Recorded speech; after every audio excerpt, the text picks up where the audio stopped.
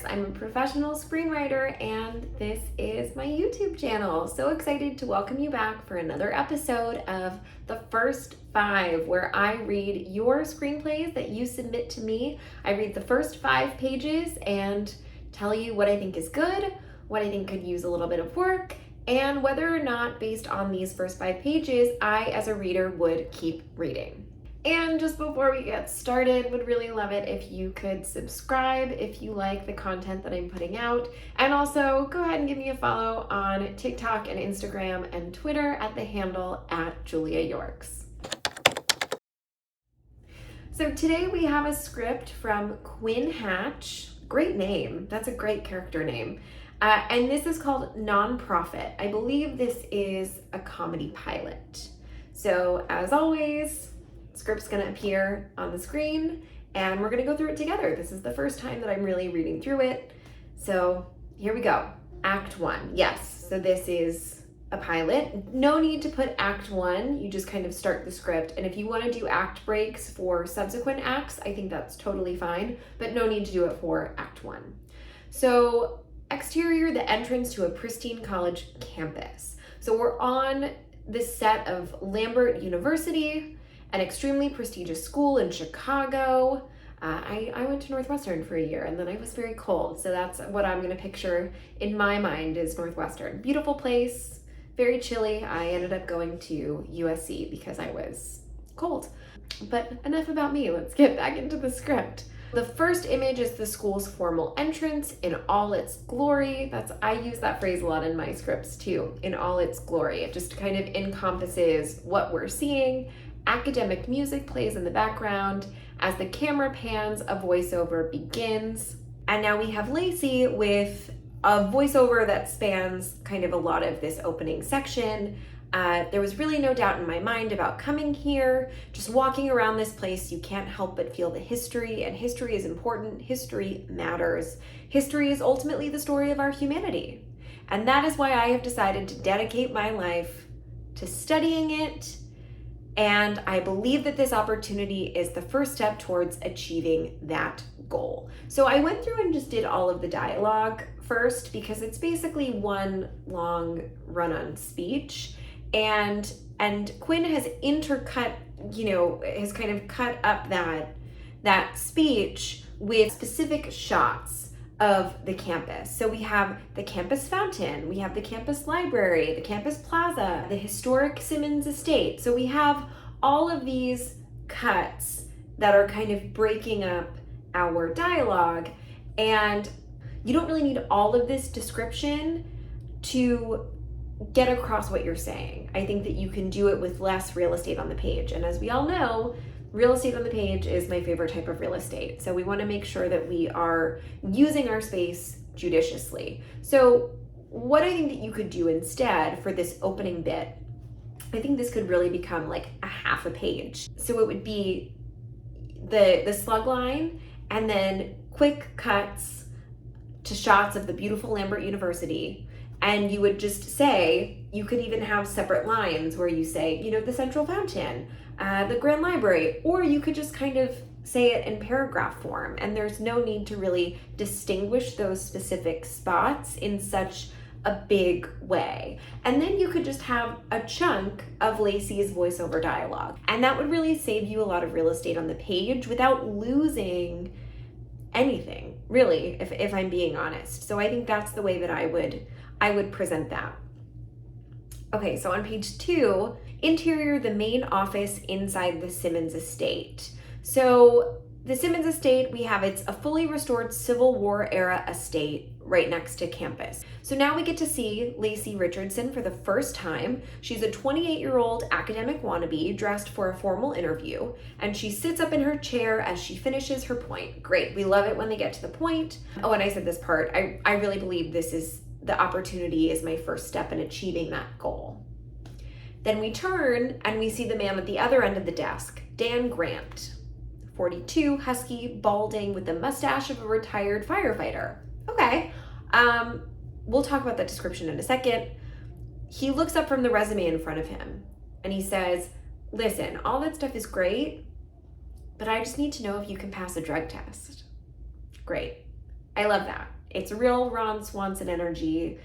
She's got this big kind of gusto. She's making this big speech about how passionate she is. And he's just like, you know what? I really don't care. I just need you to be employable. I love that. It's a funny moment. It's a twist moment. It's kind of giving like a Leslie Knope, just busting her bubble a bit. Really fun, really funny. And she just says, yes. And he says, great. You got the job at the Simmons Estate gift shop. Not exactly what she was hoping for, but love it. And so now, from my understanding, this is going to be a show about the Simmons Estate gift shop and the people who work there. Fun, funny, or it's a familiar premise. It's a familiar kind of setup, but in a different location and with fun characters. Great. Dan stands up from his desk. Oh, okay, great, love this. So she goes to shake his hand, and instead he puts a pea cup into her hand to, go fill this up to prove that you can pass a drug test. Great, love it. Title card, nonprofit, very fun. Great, so it's a sitcom about exploring a nonprofit. Really fun and very clear, which is great. Interior staff bathroom. Lacey looks down at her urine cup and then to the sink. Okay, so now we're on page 3, and this is, I skimmed this over a little bit, and I thought this was a perfect script to talk about to a larger audience, because this is something that I see a lot in newer writers in their first couple of scripts. Now, the voiceover that we had for Lacey in the beginning was just a conversation that we ended up cutting to, which I loved. Now, this is just voiceover for backstory's sake. So this is her entire life story of how she got to this point. And essentially, I can, as I said, just from skimming it, she was a party girl in college, and we see flashbacks of that. She didn't do great in school. We see flashbacks of that. She dropped out of school, I believe. And then ultimately, now we're on page 4, she was hooked by a professor who talked about the American Civil War. But by that point, she had already kind of flubbed up her college academic career and wasn't able to make it a job. And so here's what's really important about this. We have 2 entire pages of backstory to get to this one paragraph at the top of page 5. And that is the reveal that this place that Lacey just got a job in is a historic site that just so happens to have Dr. Samantha Harris Webb on its board. So the professor who inspired her to become a historian, she works here. And that is why Lacey wants to work here. I just need to find some way to impress her. If I get her on my side, there is no grad school in the country that would turn me down. Okay, so now we know Lacey's goal, which is to woo this professor. But you know what we didn't need? We didn't need the 2 pages of backstory to figure that out. What we need is one quick conversation, one brief line of dialogue with either Dan from the beginning, where she mentions that professor, or with Megan, who pops up later on page 5. That's it. We don't need 2 full pages of backstory to tell us what you could in one small conversation. And I think that these particular pages have a bit of an over-reliance on voiceover. I think that you leave it in the beginning to kind of narrate the scene and set it for us when it's revealed that she's trying to interview for this job that she really wants. And then I think you lose it because it's not bringing anything to the table. It's not giving anything that you couldn't have in regular dialogue. I think that's the key with voiceover. You don't want it to be a crutch. You don't want it to solely be used as exposition. You want it to be additive. And right now, it's not really additive in the way that you're using it in pages 3 and 4. So now we're in the hallway. She's peed in a cup. And we meet Megan, her coworker, who is waiting on the other side of the door, a no-nonsense 34-year-old. She's been there and done that. I love that description. That is a great character description. You done with that? She holds over her urine cup and Megan says, "My lucky day." And then Lacey asks about, "I don't want to mess anything up. Are you sure you weren't supposed to watch me? Why did you use someone else's piss?" "No." "Then I don't care. So we're going to be working together?" That's the idea. Okay, so I think what's trying to be conveyed in this little sequence, in this conversation, is that Lacey is super eager to do this job and do it well, because ultimately we know that she really wants to meet this professor, Dr. Harris Webb, and make a good impression and get into grad school ultimately. So I wonder, again, if this is the best use of trying to convey that information. I think just handing this woman a cup full of her own urine is enough of a funny moment.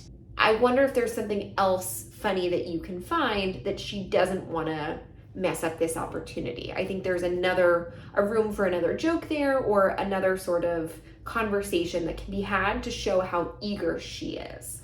So yeah, all in all, Quinn, great job. I think it's really fun and funny, and it's very endearing.